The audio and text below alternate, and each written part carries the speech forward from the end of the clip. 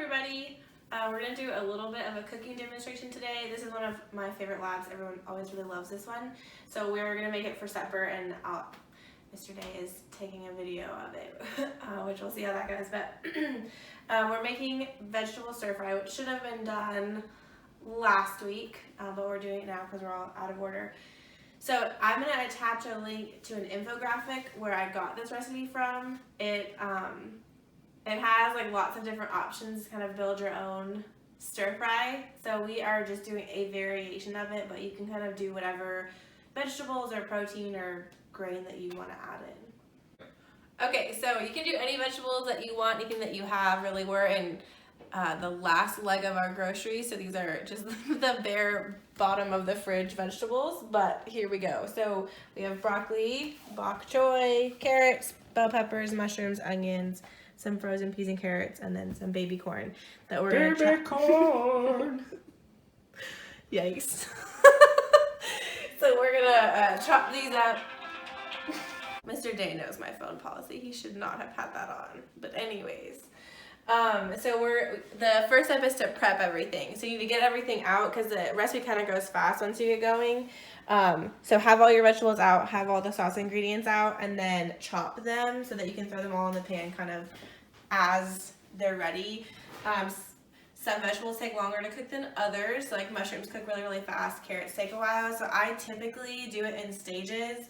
So I'll cut like the carrots and the broccoli take a long time to cook. So I'll cut those first and put those in the pan, and then have everything else cut up and thrown in as we go. All right, we're gonna start cutting the vegetables. We'll start with the carrots. Watch it.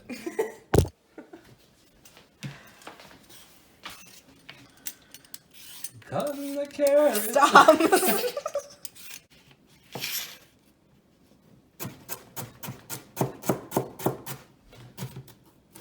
That was unsafe. Don't do that.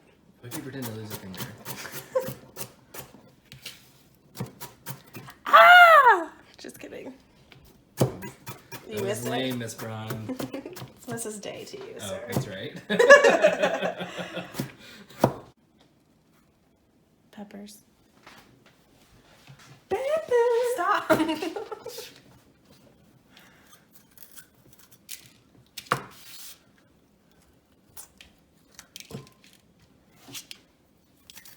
And as she dissected the pepper, she thought to herself, okay, we're just no fun.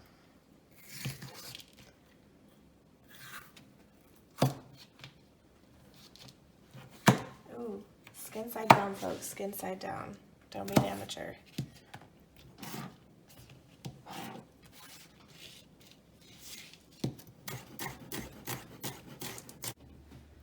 Onion. I was gonna do a funny voice for the onion, but I figured I'd just get yelled at, so. You're learning quickly.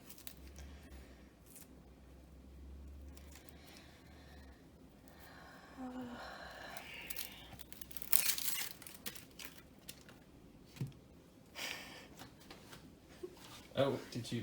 Oh. Dropped a piece. Would you like slices or dices?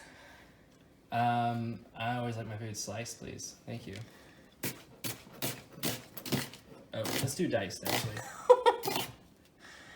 It's a lucky thing I'm adaptable. Oh, I was thinking sliced. What are those? Do you know what these are? No, I don't. What are they? They're called grandpa corns Grandpa corn? because they're the biggest corn. Mmm. Okay, that's stupid. I don't know what you're trying to do there. Be careful with that cut. It's really dangerous. It's a sophisticated culinary skill. Get the camera out of my face. Broccoli next. No! No, no, not me! Not my legs! Shut up. So loud. Bok choy. It's Miss Day, what is bok choy? this vegetable. It's actually a form of cabbage. And in I was Asia. gonna say, it's kind of like cabbage. It is like cabbage. It's from the cabbage family. But it's not the same as cabbage. So it's kind of similar to cabbage if you've ever had cabbage before. If you've never had cabbage, it kind of looks like iceberg lettuce, but it tastes worse. Wow. Fascinating story. You are so rude to me. So then, you just chop it up however you want to. It really doesn't matter. True story. She asked me last night, how do you chop bok choy? Not because I didn't know. She knows. I know She everything. knows everything. But because I cut it different than he does. So I was just curious, always a student, right? That's right. Right. That's right. Ooh, your way doesn't work though. You have to rock chop. What does rock chop mean? Ooh, rock chop. Fun term, everybody. What does it mean? You're supposed to answer it. You're the student. It means when you chop rocks, Miss Day. So stupid. Rather teach high schoolers. I would also, while you're washing your hands, just like to call out the remains of the vegetables here. If we could all just Listen, mourn. in the coronavirus season, we're going to use this. This will be dinner tomorrow right here. Oh, really? Okay, so we're going to start cooking everything now. So you want 2 pans, one for your stir fry, and then one for an undisclosed item. So just fill this halfway with water and then turn it on high. The other one you also want on high just to get it screaming hot. I just want to say, everybody, he clearly does not know how to use a stove. I was gonna get to that for sure. That was my next step. Was that the push method? It's a really fancy technique not everybody's heard about, but Right. it's a really cool thing. Turn one burner on, push the pot onto it. Yeah. So Okay. moving on. So get the pan super, super hot, and then you add your oil, and then you add your vegetables after that. If you add oil to a cold pan and the food right to it, Mr. Day, what happens? It just doesn't cook as well. No, we learned this in our cooking class. Miss Day, do you preach it?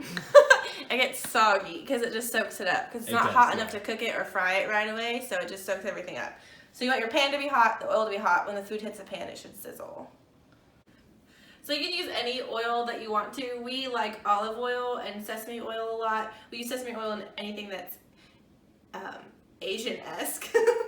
Olive oil in all cooking, but you can use anything, just your preference. The sesame oil brings a little bit more flavor, and we mix a little bit of both. Can I interject that Because we're sesame oil rationing.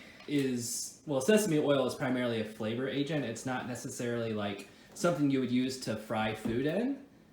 It doesn't have a high heat temperature. Smoking point. Smoking point, thank you. You're so welcome. What is a smoking point? Do you know what a smoking point is? Yeah, it's the point you can cook to the oil until it smokes. What happens after it smokes? It's bad. Bad news. Fire. Yep. So that's why people fry, restaurants fry in peanut or canola. Don't touch my pan. My goodness. People fry in either peanut or canola or sometimes vegetable. Restaurants do a lot of peanut and canola because it has such a high smoking point. They can leave it on high for a long time and then it rarely catches on fire because it really gets hot enough. But we dangerous in here, so we heat up sesame oil up. Okay, so I'm gonna add the vegetables in order that in a random order. But I'm going to go with what takes the longest to cook. So broccoli and carrot is going to go in first. And you can see the pan is smoking, so it should be hot enough. Hey! Woo! Oh! I messed up. Oh no, she messed up, class. You heard it here. Breaking news. They know this. We do not add our aromatics. Oh. At all. So just 1 second, we'll fix it. Hey, Miss Day, what are aromatics? Mr. Day, do you know the answer to that yourself? I do. Because it was in your bookwork assignment. Do you know? Yeah, so aromatics are, I actually don't know. Go ahead. Aromatics are food items that bring aroma to dishes. As So the things word like suggests. Garlic. Yes, or Maybe some peppers. the most common ones are things like garlic or ginger, onions, but lots of soups use a mirepoix. Do you know what that is? You do know what that is. I feel like I do. I but just don't. taught you this. Wow. No. He's in a constant cooking boot camp, basically. So what happens when you marry a teacher? It's onions, carrots, and celery. It's the start of a lot of soups. You know this. Oh, You I just know do. the name Yeah. for it. Okay. All right. So she has removed the broccoli. It's fine. Should you add more oil because that looks kind of? You know what, oilless. sir? I took a breath. I didn't stop talking. Okay, so you add your oil back in the pan. Everybody makes mistakes. Okay, so we're just gonna add an amount of these things. We use garlic. And I'm not gonna put a ton in because we add garlic to the sauce as well. And then we're gonna add some ginger because we spicy. Okay, we're just gonna do it here. Oh, fun. This is not, if we were legit, we would have fresh ginger, but this is just ground up ginger in a bottle. Not in this Corona time can we have fresh ginger. Probably shouldn't use that spoon. And you kind of want to saute it up until you can smell it, until there's an aroma from your aromatics. We had a little switch up. We're going to add in the onions as well because they're also an aromatic and we like them to be super cooked. I don't love raw onions, so we're going to add those in first and let those saute. And then we'll add in the vegetables that take the longest to cook. And this time, we'll actually be good to go. Okay, so now we're gonna add in everything that we had talked about earlier. So broccoli and carrots, and then we'll add in the other ones kind of slowly. They'll cook really fast. Maybe bok choy next, because it kind of takes a while to cook. String carrots.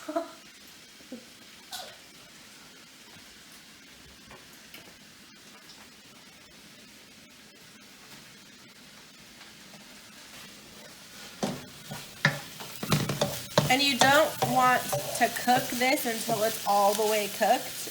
Like you don't want to cook the vegetables until they're cooked all the way through because they kind of simmer with the sauce for a few minutes. You're gonna knock my laptop into the sink.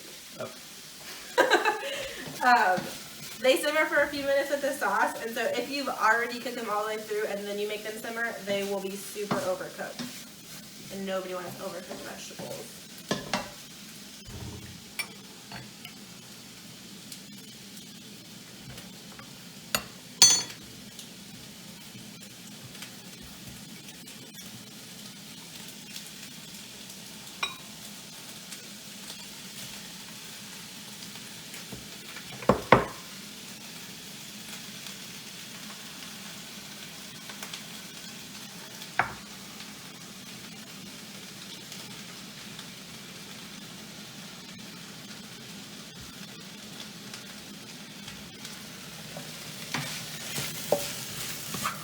Oh, and this is a wok. So we don't have these at school, but we talked about them with equipment. This is a wok. It's bowl shaped, so it's traditionally used for Asian recipes.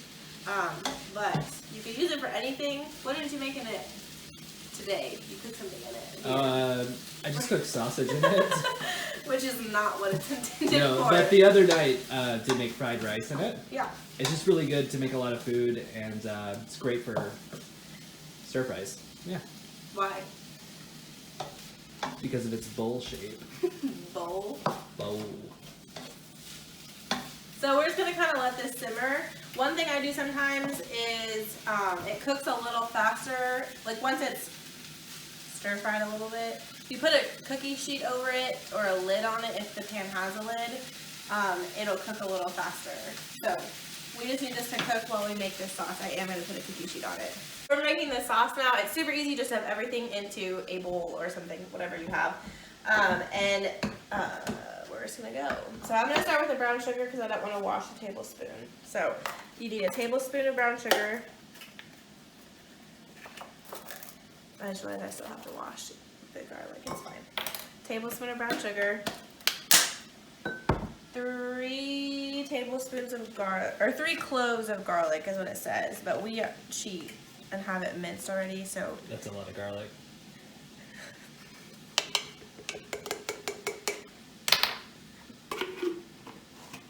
Well, okay, 3 tablespoons of soy sauce.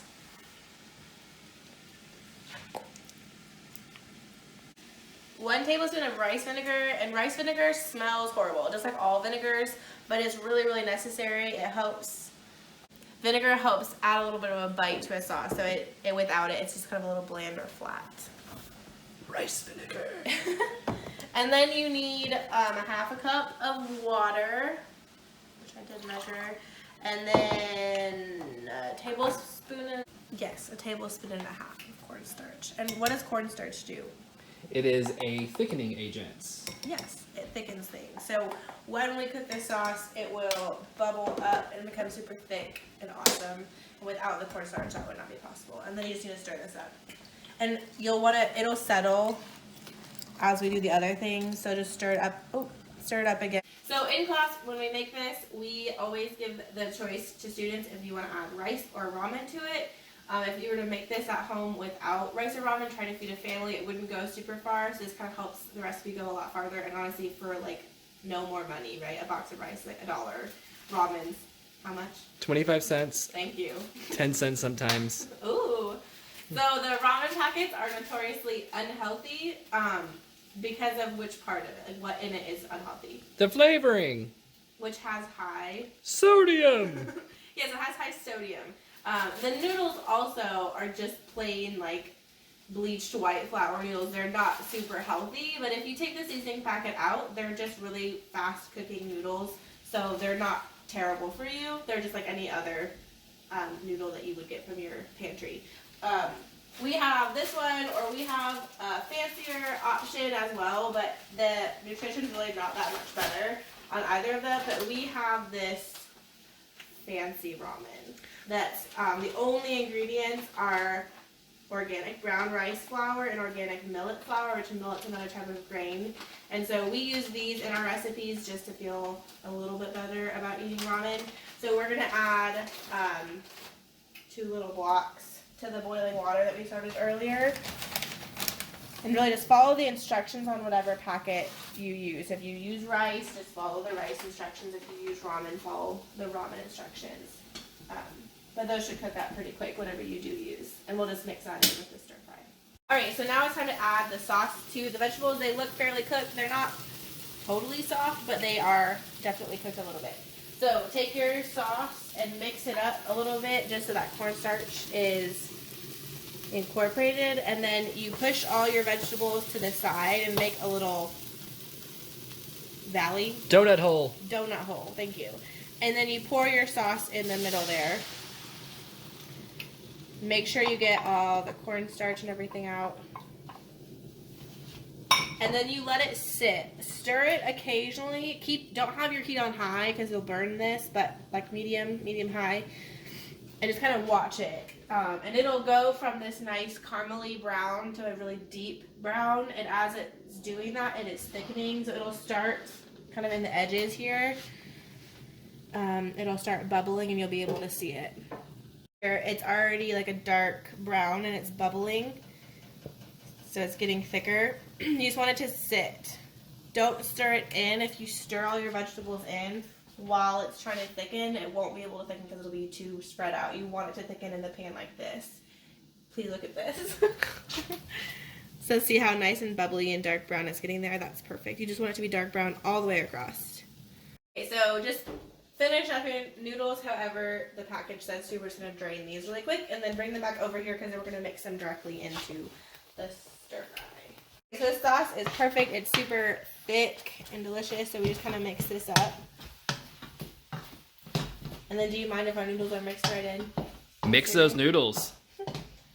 Okay, so that looks really good. We're just going to add these in directly to it. If you prefer, you can keep them separate. You can do whatever you want, really. And then just kind of mix everything up. And then once it's all mixed up, you want to finish your dish. So salt, pepper, any other spices you might want. And then always finish with a little bit of acid, so lemon or lime juice, just to help freshen it up a little bit. So Rachel, Excuse you? Miss Day wanted me to take a bite of this. There's always a concern in our house that someone might get poisoned. And I'm always the first one to eat things around here, so here we go.